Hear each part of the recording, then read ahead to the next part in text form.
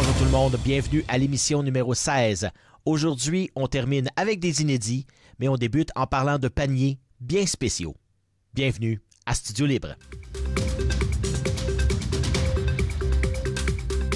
Certains l'ont connu comme ministre des Transports, député et comme Monsieur Macmillan, mais pour d'autres, c'est Norm. Alors, on va voir avec Norm Macmillan. Bonjour. Salut Sylvain, ça va bien? Ça va très bien. Et puis, bon, aujourd'hui, on est là pour pas parler des Olympiques. Non, on n'est pas pour... Ni de la politique. Ni de la politique. Malgré qu'il y en a tout le temps un petit peu en arrière. Toute organisation fait de la politique. On peut sortir l'homme de la politique, mais on ne sort pas la politique de l'homme, je pense pas. Absolument. Mais on est ici pour parler du Club Lyon. D'ailleurs, pour le fameux déjeuner qui revient encore une fois cette année du côté qui va se dérouler au BOC, d'ailleurs. Oui, c'est au BOC le 4 décembre, bientôt, dont le président qui est l'organisateur du Club Lyon qui organise ça, c'est Martin Lagacé, qui fait un job extraordinaire. C'est un nouveau membre depuis un an et demi. C'est sa première activité qu'il organise, qui fait bien ça. Il travaille le jour et tout. Alors, il m'a mandaté venu parler de son déjeuner. C'est le 7e déjeuner déjà, organisé avec... Écoute, si on n'avait pas les gens du BOC, Dan Moreau et Manon, qui organisent le déjeuner ce matin-là, ça serait très difficile de ramasser les montants d'argent qu'on fait. Oui, parce qu'à chaque année, c'est des montants qui remontent là, d'une année à l'autre. Là. On voit des 100 000 passer. On est parti là, pour avoir... tout près de 400 paniers cette année. C'est pas une bonne nouvelle. Oui. Il y a eu des années, 3-4 ans passés, qu'on va baisser en bas de 300. Mais là, l'année passée, il y a eu 350 paniers cette année. Yves Goulet, qui s'occupe de la livraison des paniers de Noël au mois de décembre, m'a dit que ça va être proche de 400 cette année. C'est incroyable. J'en parlais justement un peu plus tôt cette semaine avec Anne Mercier de la Banque alimentaire. Et puis elle aussi me disait... C'est la même chose. Un chiffre qui m'a vraiment rentré dans la tête, c'est... Elle me disait, il y a 2 ans, 3% seulement de mes bénéficiaires avaient une job. Aujourd'hui, c'est rendu pas loin. L'année passée, 27, et puis aujourd'hui, c'est plus de 30% qui ont un emploi et qui travaillent. Puis ça coûte trop cher. Et ça coûte trop cher pour arriver. Donc, c'est là qu'on voit. Là. C'est difficile parce que le panier aussi a un coût. On peut mettre à peu près 250-300 $ du panier. Là, l'année passée, alors cette année, on peut avoir une surprise, ça va être 400 $ du panier. Alors, on a besoin vraiment de l'aide de la population de venir déjeuner avec nous. On connaît les Lions, ça fait cette année dont je suis l'organisateur du 90e anniversaire qu'on va fêter le 30 novembre, le samedi avant le déjeuner. Et c'est une suite à ça. Hein, les Lions ont toujours aidé le côté de la pauvreté des paniers, l'hôpital, etc. Alors, on veut faire la continuité. Martin, son organisation. Et, comme je me répète, mais le restaurant, le BOC, il nous aide beaucoup. Et on ramasse 15-20 000 $ à tous les années. Alors, c'est spécial. Ça fait combien d'années que Norm est dans les Lions? Me semble, on était autour de 52, 53. C'est-tu pas mal ça? 55 ans. 55. Je suis le deuxième plus vieux j'aimerais mieux dire que ça fait juste 2 ans, là. Parce que ça passe vite. J'ai toujours parti. Même quand j'étais à Québec, j'assistais le plus souvent possible aux rencontres avec le club. Je les ai aidés financièrement, c'est sûr, tout le long. Mais je suis le deuxième plus vieux. Le premier, c'est Horace Gauthier, qui vit toujours, qui a 66 ou 67 ans. Alors, ça fait longtemps, mais ça a toujours été, et puis je le dis ça souvent, c'est la base. J'ai pas été à l'université, moi. J'ai fait mon secondaire 5, mais la base qui m'a lancé en politique, qui m'a aidé en politique, c'est le Club Lyon et les Chevaliers de Colomb à Buckingham, de travailler en équipe. Oui, absolument. Puis, on le voit, les Lions, la Banque alimentaire, les Chevaliers de Colomb travaillent tous dans le même but. Oui. Et puis, on voit les problèmes qui augmentent d'année en année en année. Les statistiques sont là. Et puis, c'est... Même, justement, j'ai eu un peu un éveil à ça encore plus cette année avec mon entrevue avec Anne Mercier. C'est encore là très, très, très important pour des familles. Et puis, elle me disait, puis il y a quelque chose qui m'a marqué vraiment. Elle me disait souvent, on demande aux gens de venir et puis ils peuvent pas parce qu'ils n'ont pas assez d'énergie, parce que ça fait trop longtemps qu'ils n'ont pas mangé. Manger, c'est un besoin essentiel, on le sait. Qui dirait que des années 2000, on est pris avec ça encore. Ça fait mal au cœur attendre ça. On voit les jeunes enfants qui vont à l'école le matin et qui ont rien à manger, qui sont obligés avec les déjeuners, tout le monde fait de l'aide. Alors, écoutez, les Lions sont là pour ça. On commence avec nos déjeuners, tous nos argents qu'on ramasse dans l'année, grâce à la générosité des gens de notre région, de Gatineau, mais Buckingham, Masson, Angers, la Petite Nation, on est capable d'aider ces groupes-là. Alors, faut continuer parce qu'ils ont besoin de l'aide. Puis les gens, là, quand on leur donne un panier, c'est pas un signe d'avoir honte. On leur donne un coup de main pour qu'ils peuvent vivre honnêtement, puis qu'ils peuvent être en forme, puis que pour les petits-enfants aient du plaisir avec Noël qui s'en vient. Alors, c'est là qu'on veut leur aider, puis leur donner un peu de bonheur que beaucoup de ces gens-là n'ont pas, malheureusement. Avec les années, bon, on sait, on est sollicité de toutes parts, et puis les gens, bon, ont un certain budget pour faire des dons et compagnie. Comment ça se passe du côté des Lions? Avez-vous vu une augmentation, une stagnation? Ça va bien du côté-là, pour les donations? Au point de vue, oui. Les gens ont toujours été, mais les Lions s'organisent, on fait toutes sortes de choses, super de tirage, tournoi de golf. Il ne faut pas oublier aussi, ça fait 36 ans qu'on a le bureau des licences. Tous les gens qui participent au bureau des licences, d'acheter leur licence au bureau ici, là, à Buckingham, tous les profits sont remis à la population dans notre région. Alors, ça fait au-delà de 36 ans. On pourrait, là, d'après les chiffres que j'ai demandés à cause du 90e, mais on parle d'1,5 million à 2 millions de profits que le bureau de licence a fait et qui a remis à la population dans notre région. Alors, je sais pas, 4 $ ou 5 $ quand tu prends ta licence ou tu vas renouveler ta licence, il va à quelqu'un pour y aider qui est soit dans la pauvreté, ou soit centre d'accueil, ou soit le centre hospitalier, ou soit notre monarque qui est très important pour tout le monde, puis pour nous autres, à Lyon aussi. Oui. Avec, justement, le côté numérique que le gouvernement a pris au niveau de la SAQ avec le fameux SACLIC, est-ce que ça fait mal, ça? Est-ce qu'il y a une perte de revenus? Parce qu'on se dit, si les gens vont pas renouveler leur plaque là, le 3 $, 4 $ qu'ils donnent en frais, ben il n'est pas là. Est-ce qu'on l'a ressenti? Sylvain, je vais te dire honnêtement, d'après ce que j'entends, non. Au début, tout le monde avait peur, mais on voit encore, tu passes souvent, tu vois les line-up. Hein? Il y a des lignes d'attente. Alors, au bout de la ligne, on fait... Écoute, je veux pas induire personne en erreur, mais 30, 35 à 40 000 par année de profit net, puis c'est toujours là. Alors, les gens, on crée 4 emplois ou 5 emplois, et les gens continuent. Il y en a bien, mais on sait que ça a fait le clic, là. Ça a été un gâchis total, là, sans faire de la politique, là, c'était terrible. Là. Au départ, alors, les gens ont continué, puis ils vont là quand même. Alors, je leur demande de continuer parce que c'est peut-être des proches de chacune de nos familles qui y touchent puis qui en profitent. Alors, ça va pour aider les gens de la région. Et qu'est-ce que, à part les Lions, est-ce que, bon, là, on sait, on le voit avec le chandail des Olympiques, ça occupe pas mal son homme, mais qu'est-ce qui se passe dans la vie publique, si je peux dire, de Norm Macmillan? Rien. Non. Je veux dire, ça fait déjà 12 ans. Une retraite, j'ai pas arrêté quand même, mais je fais un petit peu avec les Olympiques comme président, là moins impliqué parce que moi, quand ils m'ont demandé de retourner aux Olympiques en 4-5 ans passés, ça allait pas bien. On se rappelle, il y avait 300-400 personnes au game. Alors, on m'a demandé de repartir le badaud, c'est fait. Là, maintenant, je suis plus en arrière parce que des gars comme Dan Brunet, Olivier qui s'occupe des communications, ça va bien. On a 3000 personnes par game. Notre équipe, cette année, on est en reconstruction. Mais je suis là, je suis présent. J'aime ma région. J'aime le hockey. C'était une passion toute ma vie, mais j'aime tellement notre région, l'Outaouais, qu'avec ça, c'est un coup de main. Puis le club Lyon, ça, on peut pas mettre ça de côté. Lyon un jour, Lyon toujours, hein? Lyon un jour, Lyon toujours. Absolument, t'as bien raison, Sylvain. Puis la population est là. Le succès du club Lyon de Buckingham, c'est la population. Si les gens sont pas généreux, tu veux qu'on fasse? Non, c'est ça. On fait un tirage toutes les années, ça se vend. Hein? On fait un super de 8, il y a du monde. On fait un tournoi de golf, c'est à guichet fermé.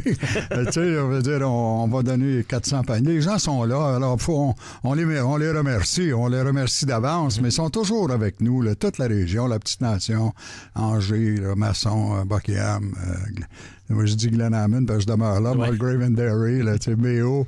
Alors, l'Ange Gardien, il ne faut jamais oublier. Il faudrait, monsieur le maire, il va me chicaner si je parle pas de lui un peu. Mais l'Ange Gardien, ces gens-là fournissent dans le panier pour remettre aux gens qui ont besoin de l'aide. Ouais. On n'est peut-être pas beaucoup en termes de population, comparativement, exemple donné, à Gatineau, ici à Buckingham, l'Ange Gardien, mais on se tient. J'ai l'impression qu'on se tient beaucoup. Là. Ouais, moi, je suis encore à Buckingham. Là. Je suis encore un gars de Buckingham. Ça ne vous enlève rien. Je suis content. Gatineau, il n'y avait pas le choix. Ça a été une bonne chose à l'arrivée. Ça développe. Tout le monde peut payer dans la caillotte. Parce que ce qu'on veut, ça se développe. Mais les gens de Buckingham ont été encore là. Masson, c'est la même chose. C'est pas avoir un esprit de clocher, mais c'est d'avoir une fierté d'être de Buckingham, puis les gens qui sont de Masson, c'est la même chose. Puis le Club Lyon, on dit que c'est le Club Lyon de Buckingham, mais c'est très régional, avec Tursault, il faut les impliquer eux autres ici. Alors non, on est bien, Gatineau va bien, mais Buckingham va bien aussi. Ben, merci beaucoup, Norm McMillan. Avec plaisir. C'est toujours merci un de votre invitation, puis on vous souhaite bonne chance à vous, puis merci de votre aide pour faire un succès.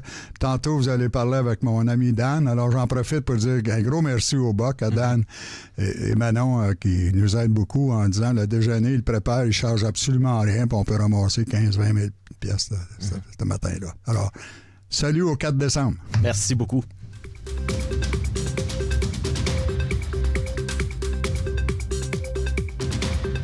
Comme M. McMillan en a parlé, eh bien, on va jaser avec le copropriétaire du restaurant Le Boc, avec Daniel Moreau. Bonjour, M. Moreau. Bonjour, Sylvain, ça va bien? Merci de l'invitation. Bien, ça va super bien. Honnêtement, quand Norm le disait, 7 ans déjà au Boc que vous organisez ce déjeuner-là.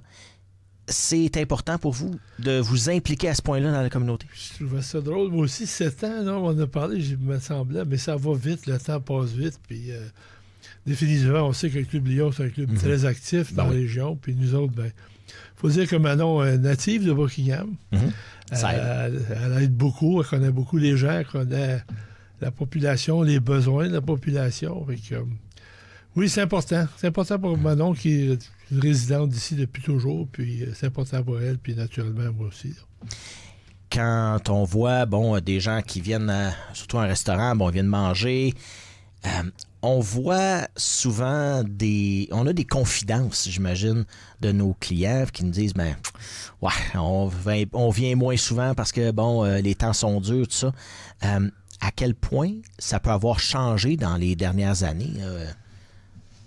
On dirait que c'est une roue qui tourne graduellement. Il faut que tout le monde mange. Oui. Puis, tu sais, quand même, nos prix sont abordables. On a vu une grosse différence un peu après la pandémie. Ça a été dur durant la pandémie. On a eu l'aide des gouvernements, etc., etc. Tout le monde a entendu parler. Mais c'est un petit peu plus difficile. Par contre, Buckingham, c'est une ville quand même qui nous fréquente. Les déjeuners, c'est fou. C'est 7 jours par semaine. Les fins de semaine, c'est fou. Les dîners, on a des bons spéciaux du midi. En soirée, le jeudi, c'est toujours bon. Des bons spéciaux aussi, pizza, puis on a de la musique le jeudi, mais on a des mois qu'on dit, où sont le monde? Puis après ça, tu sais, le mois de septembre, début octobre. Ouais, la rentrée et compagnie. Quand l'heure change, ça change tout. Là, le temps des fêtes arrive. Après ça, l'hiver arrive, le froid. C'est une roue qui tourne, puis on se demande toujours... Puis à la fin de l'année, ça revient toujours un peu à peu près. Au même chiffre, à peu près. Ouais. Au départ, c'était, je pense, un samedi, moi, quand je suis arrivé. Et puis là, ça a migré vers le mercredi. On se demandait si c'était pour déplacer un peu, c'est pour avoir le même monde ou autant de monde. Mais je pense que le déplacement n'a pas rien fait. On se fait quand même une belle petite publicité, une pré-publicité avant la journée du 4, dans le fond, les menus, les napperons sur les tables, des publicités, des posters un peu partout, les gens en parlent. Le Club Lyon est actif, on est ici aujourd'hui. Tout ça fait que ça revient à chaque année. Des fois, on se demande où est-ce qu'ils sont, 8 heures, on dirait que ça tend au coin pour arriver tout en même temps. Ça arrive en batch. Ils savent bien pour ça que c'est un bon déjeuner bûchon. Ils en ont pour... quand ils sortent de là, ils n'ont plus faim, ça c'est sûr. Oui. Ben, de s'impliquer comme ça, on l'a dit, ça prend toute une organisation. Et ça prend aussi des fournisseurs qui sont généreux. Est-ce que, justement, d'année en année, ben on sait, tout le monde, il n'y a pas personne qui va être choqué de ça, mais pour les fournisseurs aussi, ça devient plus difficile. Tout est plus difficile, tout coûte plus cher. Est-ce que, justement, ça devient plus difficile de les convaincre? Pas vraiment. Les gens, on en reçoit moins. Nous autres aussi, on coupe un peu sur certaines choses. Aussi, on dirait que c'est à la mode partout. Là. Ouais. Mais, il faut dire que c'est rendu facile pour nous autres. On a du personnel, même ça fait 12 ans, moi, Manon, on est associés. On a du personnel, ça fait 15-20 ans, parce que c'était un restaurant avant nous autres aussi, qui travaille chez nous. Alors, notre personnel est exceptionnel. La cuisine, on travaille comme des fous cette journée-là. Ben oui. Ah oui. Par contre, ça va bien parce qu'il y a un menu, il n'y a pas 75 menus de déjeuner. T'sais. Et le personnel, il apprécie. Puis, durant l'année, les gens les remercient. Ça fait une belle rencontre pour tout le monde. Puis, à la fin de la journée, tout le monde est content. Puis, pour Manon, c'est un plus. Je voyais souvent, quand on y allait, les sourires sont là. Les gens, même si le restaurant, on s'entend, est plein à craquer, ça attend à la porte, il y a du monde partout, mais il n'y a pas personne qui... tout le monde est heureux d'être là. Il n'y a pas personne qui chiale. Là. C'est comme, OK, ça y va, puis on est là pour la cause. Ça doit faire chaud au cœur quand même de voir que d'année après année, les mêmes gens reviennent pour ce déjeuner-là et ils tiennent. Oui, c'est drôle aussi, le club sont là pour servir les cafés, ramasser aux tables. Ça fait un genre de petite atmosphère familiale que tout le monde s'y met cette journée. Ouais. Puis, on va te dire, quand tu passes l'avant-midi, là, à la fin de la journée, les gars sont fiers de leur journée. Puis, ils aiment ça compter et dire, non, elle va avoir des montants tout de suite. Là, c'est comme... Fatigué, mais heureux, j'allais dire. Heureux, mais content. Heureux, mais content, oui. Parce que, oui, c'est toute une journée. Là, on voit des membres du Club Lion qui vont aider. Et j'allais dire, c'est difficile aussi de trouver des bénévoles aujourd'hui. Les gens, puis même du côté de de votre personnel qui rentre bénévolement pour aider au club, eux, j'imagine, c'est une journée comme toutes les autres, et puis ils disent, regardez, on y va, puis il n'y a pas de problème, puis d'année en année, ça doit être assez facile de convaincre les employés de rentrer. C'est assez comique de voir, si tu t'assis au bar à l'entrée du bar le matin, le personnel connaît quasiment les goûts de tous les clients. Il y a des clients qui viennent... C'est comme d'habitude. C'est une habitude, ils savent, une journée c'est ça, l'autre journée c'est ça. Pour eux autres, c'est important de rencontrer ces clients et les nouveaux clients ou des gens qui viennent moins souvent puis qui viennent pour donner. Parce que le club, ils ont quand même beaucoup d'amis, beaucoup de gens qui parlent à l'autre, parlent à l'autre. C'est un peu ça qui fait que cette journée-là, c'est une réussite. En tout cas, on vous souhaite que ce soit encore une fois en 2024 une réussite. Ça l'est depuis déjà les 7 dernières années, donc je pense que vous avez quand même une bonne moyenne au bâton pour que ce soit un événement qui soit bien réussi. C'est encore la population, hein? C'est comme si les gens ne viennent pas, on n'en ramasse pas pour le club. C'est une roue qui tourne. Fait que chaque année, on les revoit, on en reparle. Et on est bien fiers de ça quand on nous dit malheureusement qu'il faut donner 400 paniers. Là, parce qu'on aimerait s'en donner. On sait comment est-ce que l'économie de la vie, comment ça va vite aujourd'hui. Évidemment.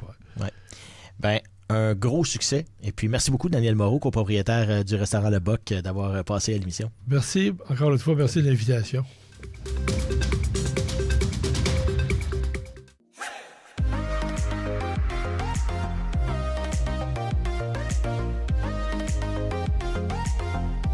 TVC Basse-Lièvre, la télé au service de sa communauté.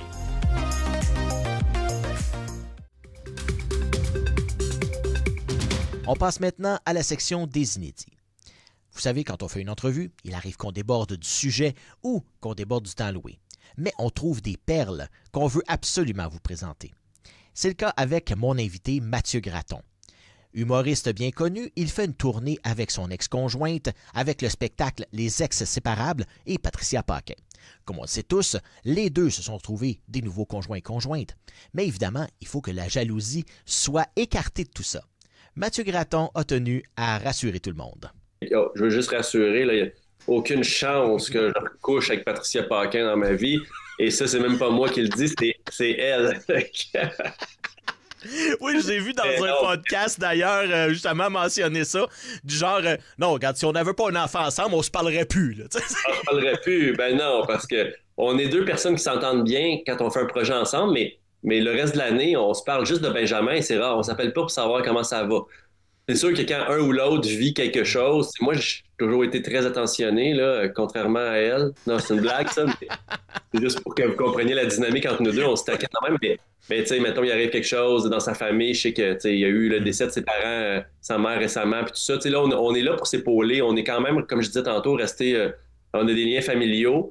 Puis c'est une personne que je respecte, que j'aime. Puis je pense que de son côté, elle le dirait pas de même, mais je pense qu'elle m'aime. C'est bizarre de la manière tu dis, mais ça a l'air tellement d'une dynamique comme ça. Un peu, je revoyais un peu la dynamique un peu du show des Morissette. Sauf que vous autres, vous êtes plus ensemble. Oui, exactement. Mais tu sais, nous, on l'a fait avant, notre premier show, on l'a fait avant les Morissette. Mm-hmm. Donc, puis notre deuxième, on le fait après les Morissette. Mais tu sais, ça reste qu'on a parti le bal là, il y a 15 ans, là, des shows de couple un peu. Après ça, tu as eu, je pense, Guylaine Tremblay avec Denis Bouchard qui faisait un peu ce qu'il faisait à la télévision. Mais je trouve ça le fun de voir ça, que tu peux travailler avec ta blonde, avec ton ex, avec quelqu'un qui est proche de toi. Fait que ça amène l'humour un peu ailleurs du stand-up traditionnel, mais nous, dans notre show, on se rapproche vraiment. Ben, ce que je vais faire en solo, finalement, j'ai essayé de l'amener dans le show à deux, que ça soit plus contemporain, que ça soit moins des petits sketchs comme notre premier show, c'est qu'il n'y a pas de sketch, il n'y a pas de costume. Fait que, tu sais, dans le fond, si t'aimes mon humour, le 22, ben, tu peux venir voir les ex parce que, tu sais, c'est le même humour, mais à 3. À 2-3, tu sais, mais moi, je suis resté le même gars, tu sais, j'aime ma job, puis j'ai hâte d'embarquer sur scène. En solo, ce qui est le fun, là, c'est que tu peux prendre ton temps. Oui. Tu sais, tu peux parler aux gens, il n'y a pas Patricia à côté qui dit, ben là, il n'y a pas un texte à suivre que l'autre va parler après toi. C'est moi qui ai le contrôle, puis c'est mon moment le plus fun, c'est d'improviser quand il y a une occasion, de parler avec les gens de chaque région, prendre ma guitare, de changer l'ordre des affaires si ça me tente, de décider de faire un nouveau numéro au milieu. Tout ça, c'est ce qui fait que je fais encore ça, parce que sinon, j'aurais pu changer de métier. Moi, j'aime ça toucher à tout, tu sais. Fait que, mais j'aime encore ça, faire ça. Fait que, tu sais, les gens, ce qu'ils voient quand je fais un show solo, c'est quelqu'un qui ça y tente d'être là, tu sais. Ben, on le voit dans des extraits qu'on peut voir sur Internet et compagnie. C'est vraiment quelque chose de faire un spectacle solo. L'idée originale d'amener Patricia, qui n'est pas une humoriste proprement dit, là, elle ne fait pas carrière en humour, ça aurait été peut-être plus facile, entre guillemets, de faire passer ça, mais comment l'idée vous est venue de dire « Hey, on est des ex, puis on fait un show ensemble ». Comment c'est l'origine de ça? Ça n'a jamais été notre idée, hein? Même le premier show, il y a 15 ans, c'était pas nous autres. C'est quelqu'un qui nous a dit « Ah, vous avez une bonne dynamique. » Puis après ça, Patricia est allée dire ça, tout le monde en parle, comme qu'on allait faire un show. On n'avait rien écrit, j'avais rien écrit. Okay. Puis on n'avait pas de producteur. Wow. C'est après ça qu'un producteur nous a appelés, puis on a fait la première tournée, une centaine de spectacles. Puis le deuxième show, pas nous autres qui a lancé ça non plus. Là, hey, j'aurais jamais pensé qu'on en fasse un deuxième, mais le deuxième, sur l'échelle de drôlerie, il est 15 fois plus drôle que le premier. Fait que ce qui fait que c'est comme, OK, ben on a bien fait de le faire, mais c'était l'idée de quelqu'un qui nous côtoie, puis qui nous voit des fois ensemble, qui fait comme, hey, ça n'a pas d'allure votre dynamique, il faut que ça soit sur une scène. Puis là, on a fait comme, OK, on va écrire. Ben ouais, c'est ça. Mais ça marche au bout. Écoute, ben oui. Je savais que ça serait drôle, mais que ça lève comme ça. Les commentaires qu'on a après les spectacles, puis je veux pas avoir l'air fraîchier ou quoi que ce soit, tu sais. Loin de là, si c'était pas bon, je dirais rien, mais là, les gens viennent nous voir, puis ils font comme ça passe comme un train, là. C'est 90 minutes, bang, bang, bang, bang. Puis c'est ça, l'humour, hein, c'est le rythme, le timing. Puis Patricia, elle l'a appris. Elle est pas mal bonne. Puis Ghislain puis moi, puis Benjamin. C'est un show différent. On est 4, il se passe toujours quelque chose sur scène. S'il y a quelque chose qui te rejoint moins, ben 30 secondes plus tard, on est ailleurs. Fait que, Un peu comme quand je fais mes shows solo. T'sais, à un moment donné, je parle de quelque chose qui te rejoint parce que tu le vis, là, tu es en train de le vivre. Tu viens soit de te séparer, puis là, j'en parle, ou tu viens de faire, je sais pas, moi, tes préarrangements parce que tu es organisé. Ça te rejoint. On parle de couple dans mon show solo. Je parle dans mon show solo, je parle de Noël qui s'en vient. Ça, j'aime ça parce que quand je fais des shows novembre, décembre, je peux faire J'aime ça parler de Noël, tu sais, puis les traditions familiales. Tout le monde se reconnaît là-dedans. Ah, bah oui. C'est trippant. Mais c'est ça, tu sais, l'humour, il faut que ça soit rythmé. Puis ça se fait à deux. C'est l'humoriste avec le public. Fait que, tu sais, oui, c'est vrai que des soirs, tu fais comme, le public a été plus difficile. Des fois, c'est la faute de l'humoriste aussi en avant qui n'a pas su s'adapter au public. Puis des fois, c'est le public qui était... c'était un lundi soir, puis le public il se disait, ben, le main au travail. Fait que tout ça, c'est comme tout le temps un genre de... Tu peux pas te blaser de ça parce que toujours en mode, faut réussir à faire marcher ça, que tout le monde passe une super soirée puis qu'il s'en rappelle. Fait que, tu sais, c'est ça ma job aussi, c'est d'aller m'amuser, mais de prendre conscience de eux autres sont dans quel mode en avant. T'sais, OK, là, je sens plus. Hein? Faut que tu les amènes à se desserrer la cravate, même s'ils travaillent le lendemain, leur faire oublier leurs problèmes. Ça, c'est mon métier. T'sais. Ben, c'est un très beau métier que tu vas nous faire encore une fois le 22 novembre prochain, ici à la Salle des Jardins à Buckingham. C'est vraiment un plaisir de te parler. Et puis, je te souhaite... Buckingham, ça va être mon premier show à Buckingham. Oui, c'est une très, très belle ville, qui fait partie de Gatineau maintenant, mais ça a son centre un peu, encore un peu village. J'adore. Oui, c'est vraiment beau.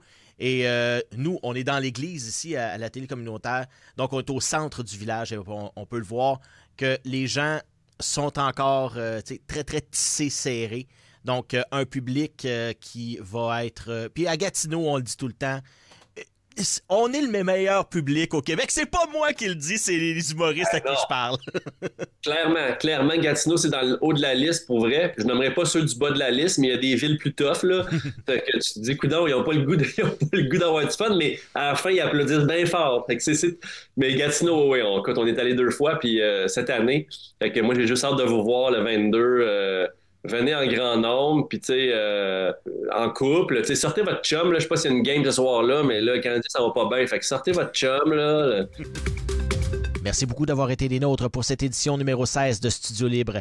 J'aimerais remercier mes invités d'aujourd'hui. Tout d'abord, le copropriétaire du Resto-Bar Le Boc, M. Daniel Moreau, ainsi que M. Norm Macmillan. Et pour nos émissions, vous pouvez les retrouver sur notre chaîne YouTube. Nous avons également notre groupe Facebook TVC Basse-Lièvre, entre parenthèses officiel. Et moi, il me reste à vous dire merci et on se revoit pour une prochaine à Studio Libre.